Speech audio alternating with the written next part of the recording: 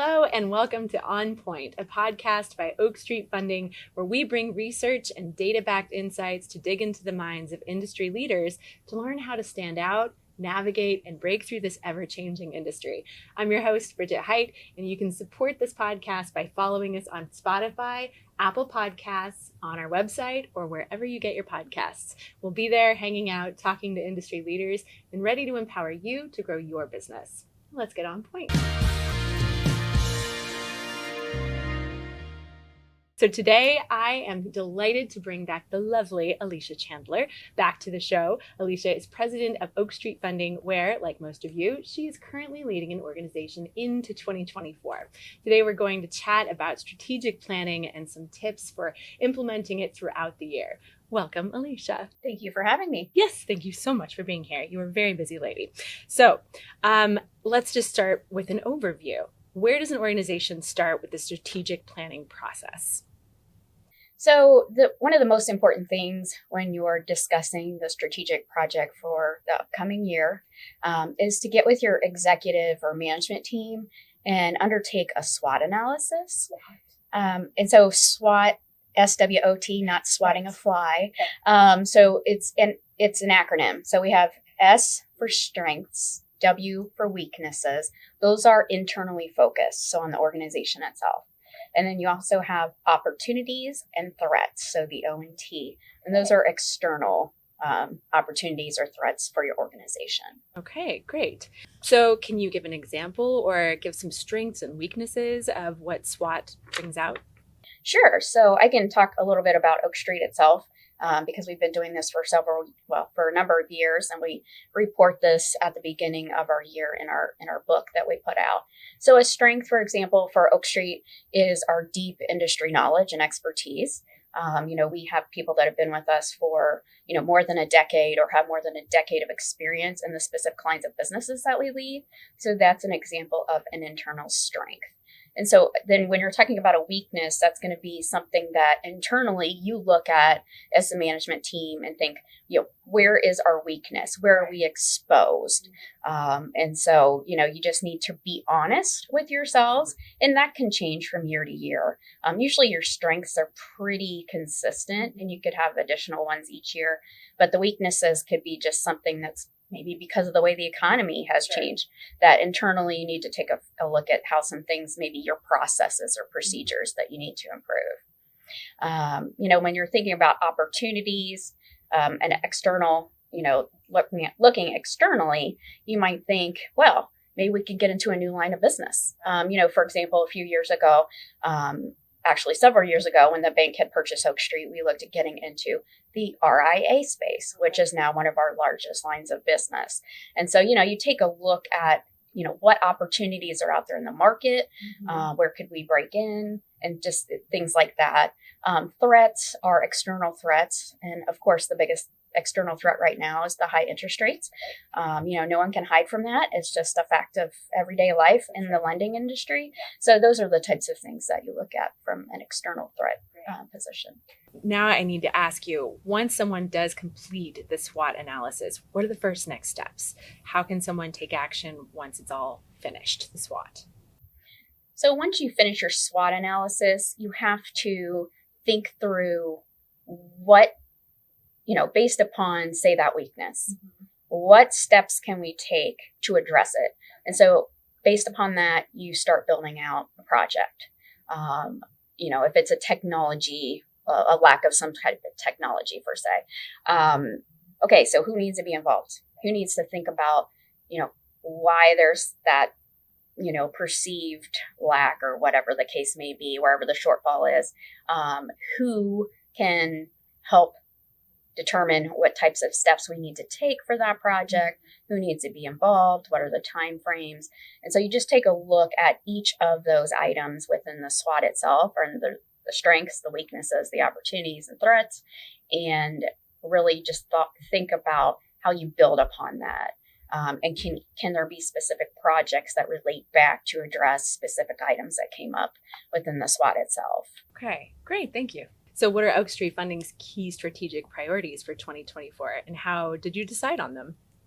So our key strategic priorities for 2024 are keeping in line with the themes that we had last year, but with different focuses. So the first one is employee engagement.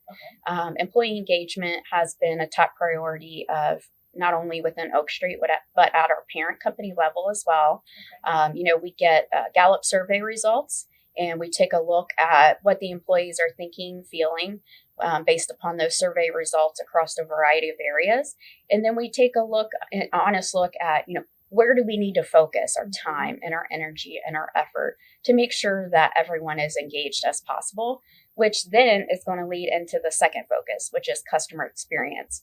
So if you have employees that are engaged, they enjoy their job, they're happy to make a customer's day better, then that's going to lead to a better customer experience. In customer experience, again, it can be from the way someone treats a customer to the processes and procedures that could be a part of that type of focus. And the final focus is going to be growth. Of course, we're always looking to grow. Every year we're looking to grow, whether it be through a new product line or within a certain line of business, but just overall growth and how we get there through various strategic plans that we set out. Great. Thanks for that. So we want to spend most of this podcast about implementing strategic plans, as usually by December, the strategic plans are already made. So when a plan has been put into place, how do you communicate the strategic plan to the rest of the organization? How do you communicate it? Sure. The first thing we do is we like to meet with the employees at one of our monthly lunches or gatherings that we do upstairs and talk about the strategic plan, the SWOT for the upcoming year. And then we also put together an actual book for the upcoming year that is going to contain our SWOT analysis, all our strategic plans, our themes, any origination goals, budgets, things like that. It's going to have from front to back. It's going to have all that information, and we will give that out to all the employees. We will provide a copy to the bank, to our leadership at the bank and the board, and we will meet with the bank's board in the upcoming year, and we will go through that as well. So it's a hard copy book. It is a hard copy. How nice. And it's very beautiful. It takes a lot of effort. We have employees' pictures in it. It's actually really fun. I got to see the new proposed cover yesterday.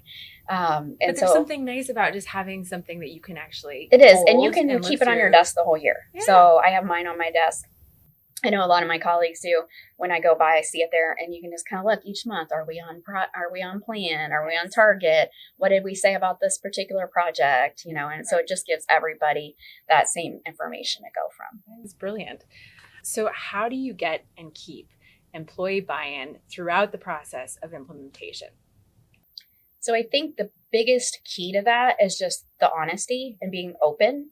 If you convey the why behind it and everyone understands, then it's a lot easier to get everyone on the same page.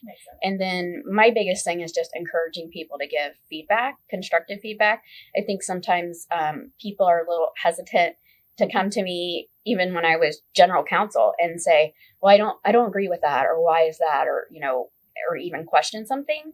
But that's the only way we're going to grow, is if people bring their honest feedback, because I don't have all the answers and I have a great team, but again, not everybody is going to have all the answers for everything. So it needs to be a team effort. And I think that's the best way to do it. Absolutely. I agree.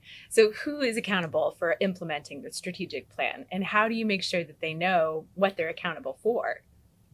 Who's accountable? That is going to be the project leader and the people that are on that team. Okay. And the way to hold those people accountable for any of the projects is to set those deadlines and measure them on a monthly basis at the meeting, and have those people at the table talking about the status of their project. And if they've not met the deadlines, what is holding it up? Is there something that we can do to help them further that project? Or has something come up that project isn't relevant anymore? You just never know. So, you set things at the end of the year, you go into the next year, and sometimes projects or priorities change, and you have to make a change as well. And you can't be scared to do that. So you just meet with everyone and figure out, what's going on, and if there's a way to help them if they're behind. Okay.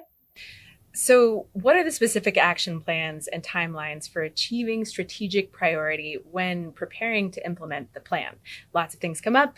How do you make sure the strategic plan maintains a top priority? So, one of the ways that we make sure that it maintains its top priority is we put it on our monthly scorecard.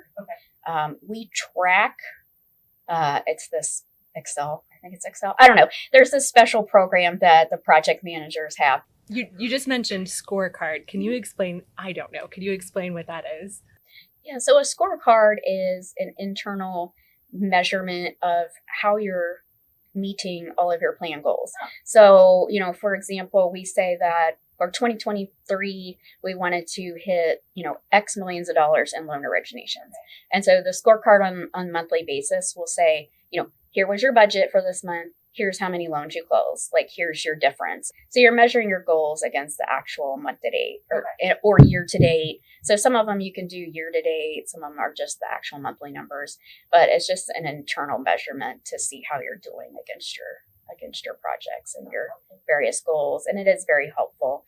And we do track it. It's one of the lines on our scorecard, and it has a certain percentage. Like, we expect that we'll get these projects done by this month or these particular steps. Right. And then we say, is that 10% done, 20% done, 30% done, whatever the numbers are. And you track that. So it's always top of mind for everyone. Okay. Seems simple. I bet it's not as simple as you make it sound. Yeah. It's brilliant. All right. So how should an organization measure progress and success in their 2024 strategic plans?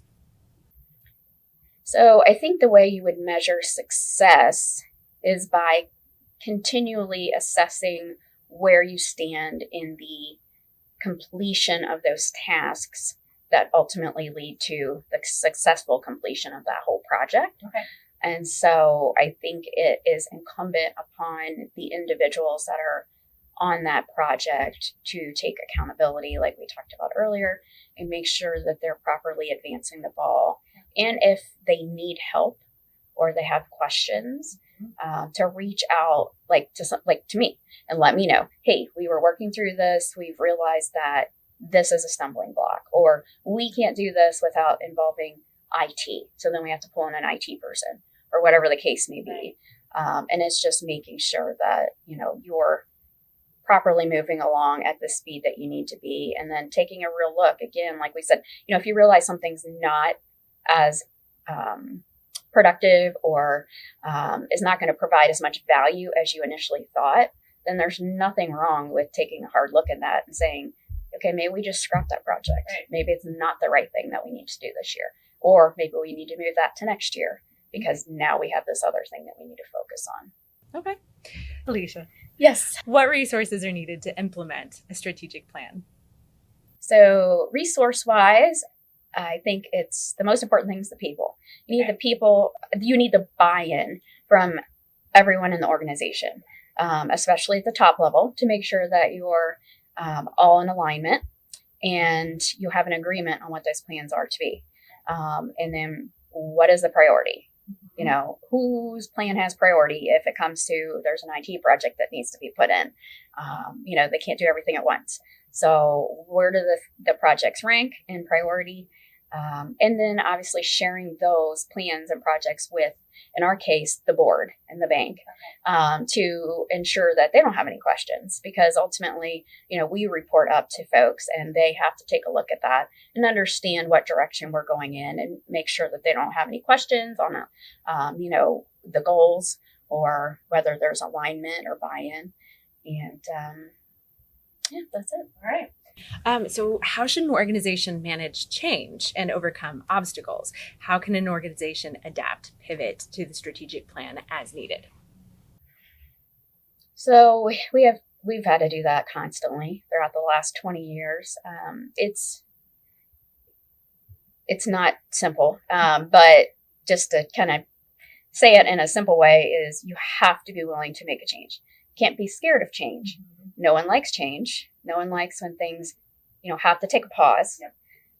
But with the way that the world is ever changing, with technology, with the economy, with the interest rates. There have been times this past year where we've had to put projects aside and start new projects and completely change, pace. So it's not easy, sure, but it is something you need to do, and just make sure that everyone is on the same page again. Try your best to go with the flow. So thank you, Alicia, for all of your insights. And at the end of the show, we like to ask a fun question, as you know. Do you have a favorite holiday season tradition? I'm going to say, and I need to do this, I still like to put out the elves. Aww. My children are 19 and almost 17. Do they like it? They love the elves. That's why. But they like to have fun with them too. Yeah. So I still like to do that. I still love to look at all the people's feeds with their elves and the cute things they do. That's so adorable. Thank you so much for being here and for all of your insights. Yep. Thank you so much. So thank you all for listening to On Point, a podcast by Oak Street Funding, where we bring research and data-backed insights to dig into the minds of industry leaders to learn how to stand out, navigate, and break through this ever-changing industry. I'm Bridget Height, and tune in next time wherever you listen to podcasts as we get on point. Don't forget to subscribe and leave us a review.